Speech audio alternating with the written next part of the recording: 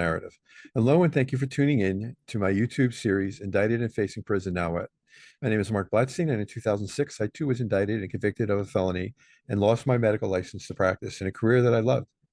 To call this a life-altering event, like all of you are going through, at best was an understatement because I really didn't know what I would do when I came out if I wasn't able to have my license to practice. With work, I was able to, after being released with work, I was able to get my license reinstated in full in 2010. And so my lesson or takeaway here is that prison is going to be temporary. It's earth-shattering and family disrupting, but it's temporary.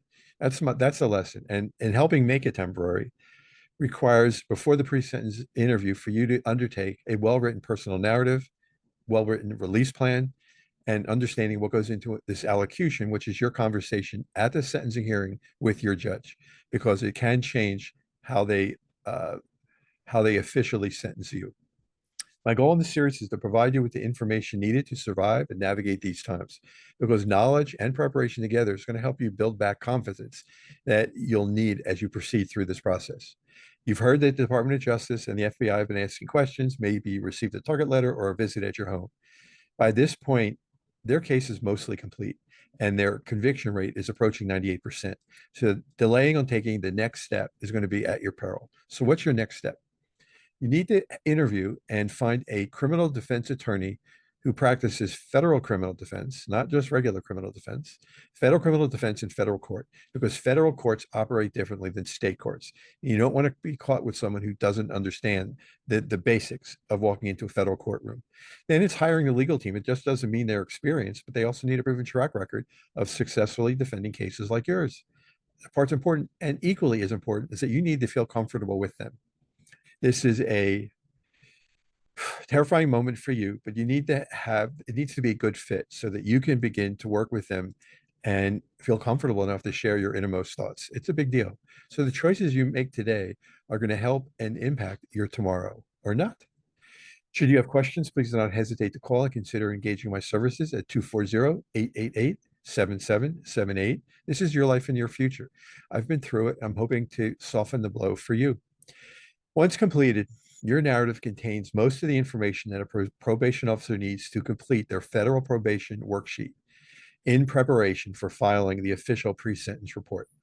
Narratives, consider a narrative. I've discussed them as a story or as an autobiography. Another way to look at a narrative is like a brand for a company. Nike has Just Do It. Tesla has SpaceX. BMW has the ultimate driving machine, and Wheaties has the Breakfast of Champions. These are their brands, but a brand is almost a synonym of a narrative. The narrative is just much more wordy and drafts more information.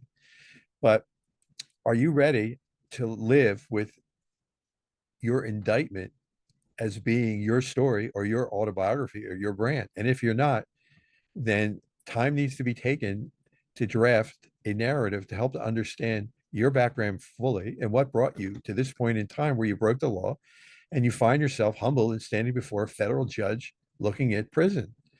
And this is a humbling experience. You know, it's embarrassing if there's other people around that are colleagues and friends, but you can't help that.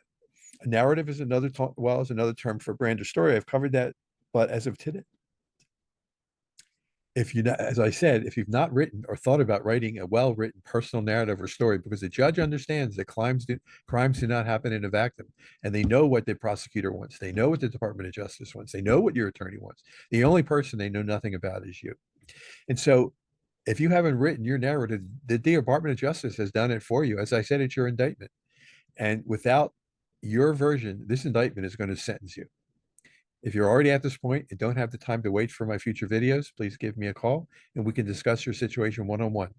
Once again, my phone number, 240-888-7778. So your narrative, your personal narrative is crucial when it comes to presenting yourself to stakeholders who hold your future in their hands. What are stakeholders? There's another YouTube on them, but stakeholders are people who are responsible for taking care of you, so to speak, and then having you re-enter society as a law-abiding person. And so their stakeholders are divided into those external, outside of the prison system, internal, inside of the prison system. And the external stakeholders are going to be people that you meet and never meet. The external stakeholder is going to be the judge you'll eventually meet, the prosecutor you'll eventually meet, the Department of Justice. I don't think so. FBI maybe, or probably. Your attorney, yes.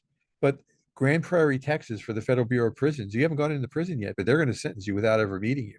Internal stakeholders are going to be people who are going to review they're going to semi-profile you, if you will, by reading your pre-sentence report.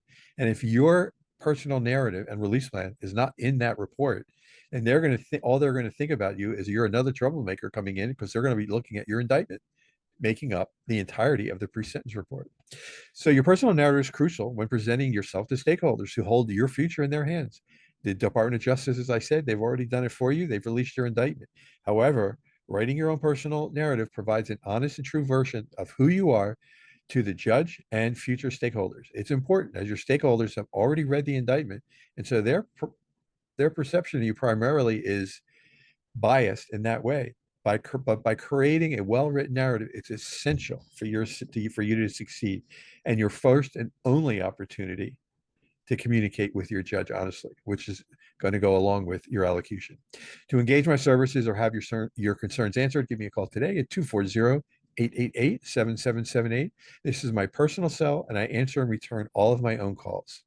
If I don't pick up, please leave a brief message. In addition, you can get all this information for free on my website at pprsus.com.